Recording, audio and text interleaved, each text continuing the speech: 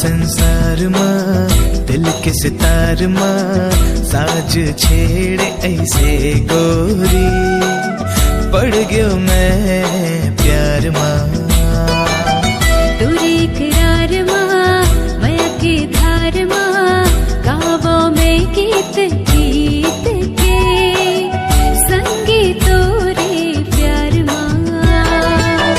करता मैं इजहार गोरी तै मोरे परान गोरी राह देखा मैं तोरे हो गए शाम गोरी। मोर संसार माँ दिल के सितार माँ साज छेड़े ऐसे गोरी हाय पड़ गयो मैं प्यार माँ।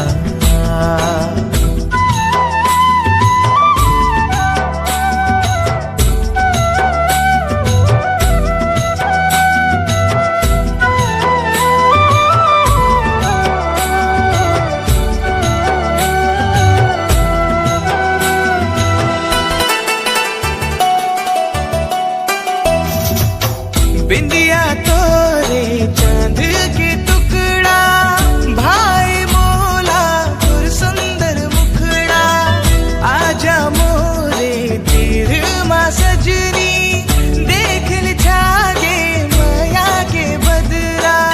ते बुलाई मैं आगे हूँ सजना डार के तोरे माया के गजरा मांग मत सिंदूर सजा दे ले चल मोला पन अंगना।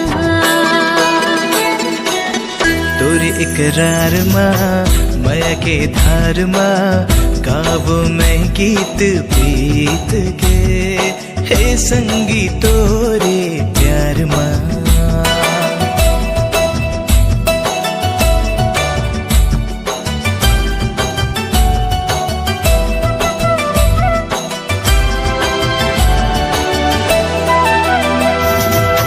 रतिया मोरे कटे ना सजनी तुर से मिले के करो अगोरा तुर बिन हाल बेहाल है सजनी जिंदगी के मोर पन्ना है कोरा।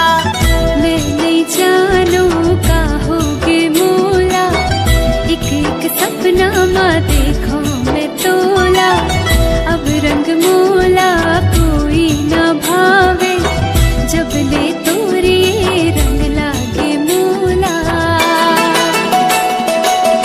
मोरे घर द्वार माँ जिंदगी के सार माँ बस गए तै से गोरी पड़ गयो मैं प्यार माँ पड़ गयो मैं